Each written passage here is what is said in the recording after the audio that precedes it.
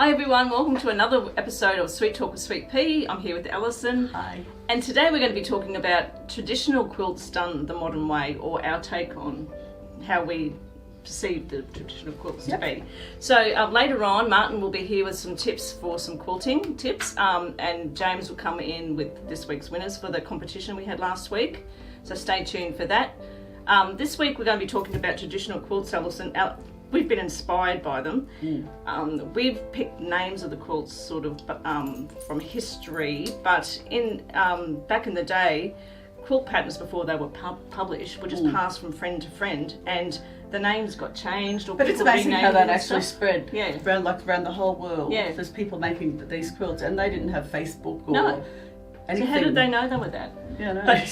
But the same quilt could be known by one name in one place or another name in another place. So if we say one of our quilts is inspired by a certain style, you may know it under a different traditional quilt name. So there'd be multiple ones. But we've just taken inspiration. So some of them may not even be recognisable to the ones that that's we right. got inspired It's just all from. about inspiration, really, isn't it? So we're going to go through some of our favourites, and we'll see what you think. Thanks. This is the 10th episode of Sweet Talk with Swpea. Can you believe it? I really hope you're enjoying the content, and thank you to all our amazing viewers. I'm guessing we have plenty of people eager to find out the 3 winners of last week's competition, but you're going to have to watch the whole video until the end to find out. On this week's episode, Annette and Allison will be showing you all our traditional styled quilts that we have for sale on our online store. And you'll also learn some history on those wonderful quilts. Following that, Martin will be back with another incredibly helpful machine embroidery tip, so stay tuned. For anyone new to Sweet Talk, we run a competition each week to give 3 of our viewers a chance to win a massive $20 gift voucher to use anywhere on our online store. To enter this week's competition, you have to find the 4 mystery quilt designs throughout this video. Once you have found them, email sweetpeacompetitions@gmail.com with your name and the names of the 4 mystery quilts. If you get all the quilts correct, you'll then be entered into the raffle, which will be drawn on the next episode. So make sure you get around this competition. It costs you absolutely no money to enter, and you could be in the running for a $20 gift voucher to use on our online store. And that's massive. And all you have to do is watch the whole episode of Sweet Talk, which is easy for you guys, come on. So tell a friend and let's have some fun.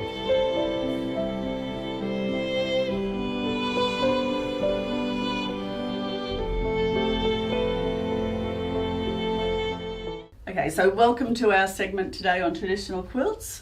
Annette and I are both Traditional quilts done the modern in the hoop way, we should say. Yes, and hopefully we make them look modern too. Yeah, I think we do with our choice of colours and everything. Yeah. So actually, well, let's start with this one because this is something really quite traditional. And by traditional, we just mean that it's an older design. No one really knows who designed them first. No one really has copyright. And there's many versions of them around. It's just been inspired. So, So this is our shaggy denim cathedral quilt and cathedral windows quilt. And as you can see, it's based on the old cathedral windows of old, but we've done a bit of a raw edge applique version on this particular one, and it looks absolutely gorgeous. And you can, with these one, because it's denim, you can just cut up all your jeans, recycle your jeans, and got sitting in a cupboard waiting for you to lose those couple of sizes or whatever. Anyway, so that's our cathedral windows version of shaggy denim quilt. We do have one that's not shaggy, and that's on the website too. If you just search for cathedral windows, you'll see the more traditional looking quilt. Yeah, so this was a sew along. Yeah, it was. That we've just done as well. Through the window? Yeah, I'm trying to think which way it was.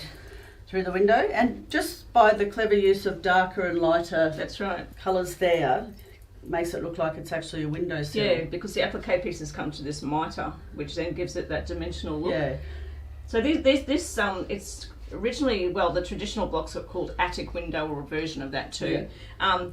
This design is good because it actually is good for highlighting the area behind it. So if you've got a big print, you could fussy cut. That's right. We actually have a great blog and everything on how you can use a panel behind this. And of course, machine embroidery is amazing because we get to have these great quilting designs on our blocks, which just lift them up to another level. They do. Sewing them. Yeah. but everyone had a lot of fun doing that sew along. We had, if you want to look on the website, just look up the through the window quilt, and you'll see a lot of our customers' photos we've uploaded on the website. Some of them, most of them are much better than this version that we did too. just different interpretations. Well, we didn't. We tried to do it simple, just to highlight the fabric and then leave it open to your imagination. Yeah. So, right. okay, we'll put that's that one away. away. And then this one is a very famous quilt block that has been done over and over again. So it's a double wedding rings quilt. And I'm looking for we have another one too. Oh, over there. Oh, this one, yes. Yeah. So this is a simpler version, and we have beautiful quilting on that as well, as you can see. And then in this version here, that's just really lifted it up another whole notch. Yeah, it looks completely different. It wasn't until I really focused on it that I could actually see the rings, because it's just the way they've been placed that it looks different. Probably needs an iron, but anyway, that's all right. We've got everything folded over in a pile over there so we can show them all to you. Yeah. So the history of this was the double weddings ring pattern has been around probably since the mid to late 1800s in the Great Depression era. And people were getting married in the Depression, of course, and people couldn't afford to buy gifts when they went to weddings. So a lot of very clever ladies started designing this and of course, making based presents on and the gifts. circles. Yeah, so this one you can see the circles as well, the formed like that. So, in the Depression they didn't have much money or fabric, so this was a really good design to use up fabric stashes, because you don't need much. So speaking of not having much money, I went to the Queensland Museum, Art Museum I think, and saw an exhibition of old quilts, historical quilts, and there was a quilt there that the women had made when they were on ships coming over from England or America or whatever, and they just all, I think when they actually got on the ship, they were given a scrap of fabric each. So not enough to give them something to do, and so they all made this quilt, and the actual quilt was there, and it's absolutely amazing. And the great thing about it is it was done on a ship. It's not perfect, so everyone who makes a quilt and thinks it has to be perfect, it doesn't. Quilts in those days, they didn't have lights at night or anything to sew by, so a lot of mistakes and things. So can you remember the name of the quilt? No. But it was something like the Pilgrim quilt or something like that. I should look it up. Wonder what. And so that was actually there physically in the. Yeah. Wow, that's amazing. Yeah, it was amazing. Wonderful. So this one's we called our spinning top quilt, which of course you can see why. I think there's been many versions of this sort of as well, Allison, hasn't there? So they're just the blocks there, so that would have been done in a 6x10 block. Yeah, that's right. It's made up of all the individual squares, and we've used tulip pink fabric for that one. So with all our quilt designs too, we give you the instructions how to assemble the blocks, how to do sashing, if there's any sashing, binding, and put the batting on. So really traditional too. Up here, that's our Dresden plate. So that's based on back in Germany, like the Germans in Dresden were very famous for their china, their crockery, and they used to have beautiful floral designs and fauna designs and everything, and that's the flower on that. And then we've also, that's just a version. Up the top here? Yeah. So that was this one was a sew-along design, the rainbow Dresden cushion. Yeah. And that's a very modern version of, this is a more traditional one that we just saw with the pink one, and then that's a much more modern and one. While James is up here with the camera, over here, James, we've got what we call our beauty block, which is based on the very famous New York beauty quilt block. Being in Australia, I wasn't aware of why it was called that. So then one day it dawned on me. It looks like Statue of Liberty, her crown. So that's why. So that's actually such a fun block to make. It's so quick, and you can make it as colourful as you like with that one. Then we have some that are sort of country oriented, and I wanted to show you this one. What's that one? Oh, we can't get that one out. James can show you that one. That's a Japanese inspired one under there. I can just start cleaning away the quilts a bit, Allison. You think? Or we could have started at the top and not the bottom. Yeah. But that's all right. What do you want to do? This one down here is the sashiko quilt, and James will have to get a little close up of that for you. So sashiko's a traditional embroidery in Japan. So that's the embroidery there. Yeah, and actually, what's interesting about sashiko is each family over there has a different design. I mean, I'm not sure how extended that family is. No. And when a woman gets married, she has to learn how to do the family sashiko embroidery. So I guess it's like a tartan pattern that goes down in the families. It gets handed down the generations, because I was actually looking into whether many Japanese women sew for a hobby or whatever. Yeah. And it came up every Japanese woman sews. Yeah. Because and especially because they have to know their family embroidery. I hope that's right, because I got that off. I saw that on the internet ages ago. But what I like with this too, Allison, it's kind of got like an origami theme to it. I don't know whether James wants to catch that. Yeah. So in the block, there's like a fold that you can actually lift, so it kind of gives it a bit of a Japanese kind of feel to it as well. Folded one somewhere too. So that's that, and then we've got this one, which is the prairie points. Yep. So prairie points are these folds of fabric to the triangles. Yep. And they're beautiful, used on a border. You can put them, but you could use them to trim tea towels and everything. And we've just done it as a block like this, because with this you can use this block as a border, you can use these as a border. Yeah. You can use that in a variety of ways. We've seen some beautiful ones of that. So again, on the website, if you look up our prairie point quilt blocks, you'll see other varieties. And look how lucky we are as machine embroiderers, again, that all this extra detail is incorporated into it. That's right. And then we have some Delft. Yes, I think we've got another one. Is this? Which this was sew along as well. Is this Delft too, Allison? Yeah, I guess. Well, no, that's Japanese. Okay, well, no, just the same colours. Yeah. So we'll stick with this one. So that's beautiful, isn't it? So you can see all the different shades of the embroidery in the feather work and the floral.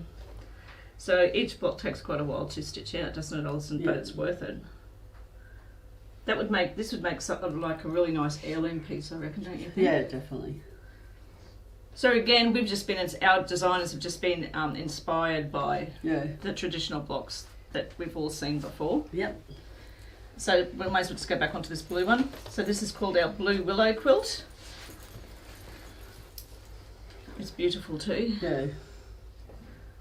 And that's like the Japanese etchings. Yeah. They do, or block printing.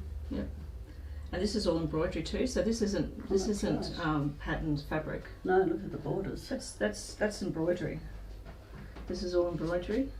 And show this one down here, James. All embroidery. So it's only a very plain sort of a fabric. Yeah. But that's all embroidery. Beautiful. I think that was Emma who designed that. That's beautiful. We've got Allison to the log cabin quilt. Oh yeah. So this is our version. We would probably call it the half log cabin quilt. Yep. So that's we've called this our floral plates. So that's one block there. So it's got the applique and then the embroidery. So that makes for a beautiful quilt too. Traditionally, the log cabin quilt was made from an arrangement of a repeated single block pattern. The log cabin block consists of light and dark fabric strips that represent the walls of a log cabin, and the centre of it, the centre patch, is often made of a red cloth, and it represents the hearth of the fire. Ah. So ours is completely different, really, but it's just been inspired by it. But that was the history of the traditional. Well, it's the same where you use a flip and fold technique to do that. Yeah. This one I just wanted to show. This is just a simple flower block quilt that we've got. It's not inspired really by anything, but I just wanted to point out the echo quilting that we get in our blocks too. So that's a traditional thing, isn't it? Echo quilting. So that's that one. And there's also a lot of star block patterns too. This is our take on a primitive star. There's a lot of primitive star ones as well. So this is a gorgeous pattern. We've seen lots of these made too. Yeah. So we've just chosen the dark fabrics there. And then we've got a modern star quilt, Allison. This one? We've called it modern star. Oh, it's big. It's huge. So it can be done in all the block sizes: 4x4, 5x5, 6x6, 7x7, and 8x8. So it's a bit squished up, but how beautiful is that? Yeah, and as you can see, you could make it look totally different with different colours. We've gone for brights. But that's absolutely gorgeous. You could keep it in a couple of colours, do it monotone. Yeah. And it would be totally different. And even like you could do half of this as a border and then turn it round and make it look different. Hold it up all the way just so that... So once again, have a look on our website under the Modern Star Quilt product, and you'll see all our customers' different interpretations of that quilting. It's really good to look because you get ideas of fabrics and colours and layouts and everything. This is the sort of thing that when we go to shows, that if we have that up on the wall, and a lot of our quilts, a lot of our sewers who don't have embroidery machines come racing up to us, I want that pattern, it's gorgeous. Yeah.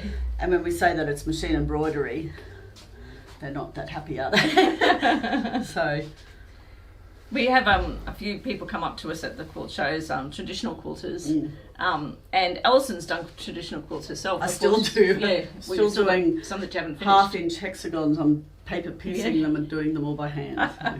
So there's a place for either. Yeah, that's right. Traditional and modern, and like a lot of people these days don't have enough time to be sitting down and finishing. The benefit of it is that you get to add all this quilting and everything, which you can do if you don't know how to do free motion quilting. Yeah, and it just gives everything a little bit extra. Yeah, not to mention it's a lot quicker. And I mean, it's still you still have the creativeness of picking your own colours and your layouts and all that sort of stuff. People who don't understand machine embroidery don't realise that it's basically sewing. You're cutting your fabric, you're stitching it together. You're just using an embroidery machine to stitch it together. We've called this one's one of our recent ones. James made this one. It's called the Spring Run Quilt Blocks. This is based on a lantern, so you can see the lantern shapes there.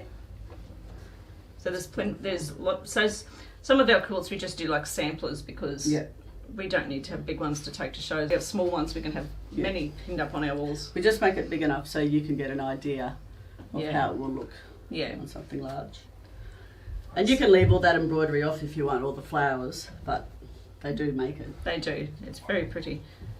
And then we've got, we'll finish on our, what I probably would think of a really traditional quilt when I think of one. This is one of the first ones we did. It was the Sunbonnet Sue. So Sunbonnet Sue is a textile image that's been around for centuries. Everybody's done it. It just depicts a little girl playing or working. Sometimes she's getting into mischief. Yeah, so she's eating an ice cream, and there's a little one up there picking a flower, and we even... I did one little girl sewing. Oh yes, in the hoop. She's got a hoop there. This one's got a puppy. Yeah. Back here there's a girl with a rake raking up leaves, and there's a pram with a bear and everything. This is done in traditional colours. I've done this in Japanese torps, the type of fabric, just because I love it. But but it really suits that style. It does, but I mean, this look totally different in bright colours. And actually, just one thing to note, if you buy this pattern, that we've done a blanket stitch edge around it. So it's a type of raw edge applique, but that's what traditional quilters and that do a lot of, using blanket stitch around. So it's just the same, but in machine embroidery. Yeah. But it makes it look like it's been handmade. It does. It's beautiful. So that's our take on traditional quilts done the modern way in the hoop machine embroidery. Yeah.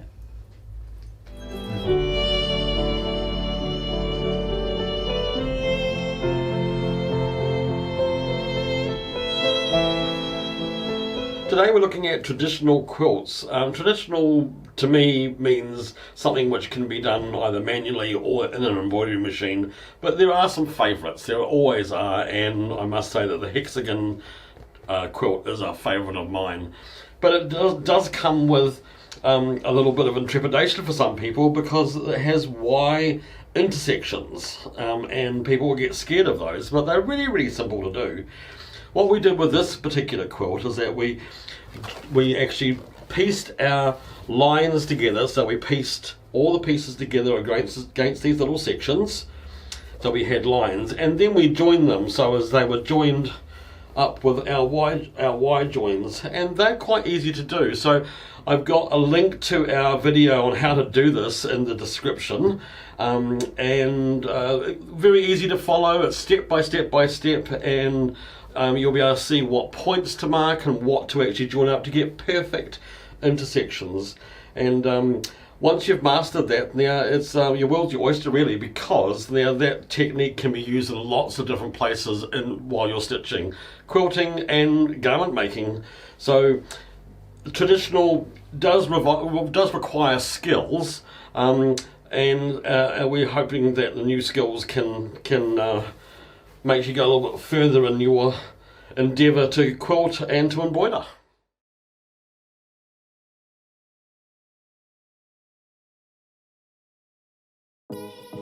Hey everyone, it's finally that time to announce the winners of last week's competition. Thank you all for entering and best of luck on the raffle. So to enter the competition you had to find the 4 words that were hidden throughout the video.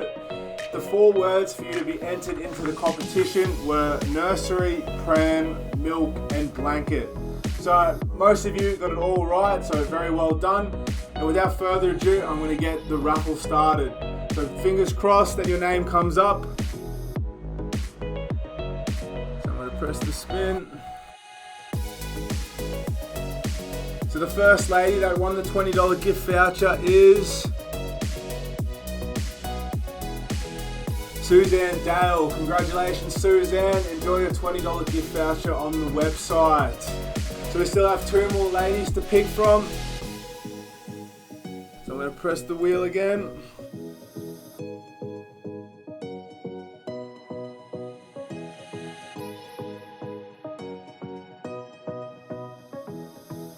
Sandra Johnson, congratulations Sandra, enjoy your prize, and thank you for watching Sweet Talk with Swpea. So we have 1 more winner, wonder who it's going to be. And the last lady to win the $20 gift voucher is Renee FORSBERG. Sorry if I didn't pronounce your name right. Congratulations Renee, enjoy your $20 gift voucher.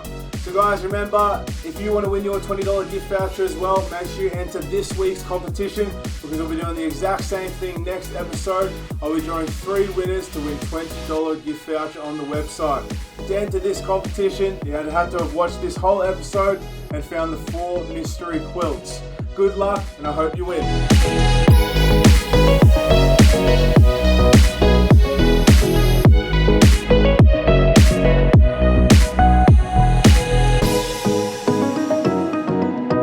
So that's all from us this week. I really hope you enjoyed our traditional quilt themed episode. If you liked the video, make sure you give it a like, and if you haven't pressed that subscribe button, do that now.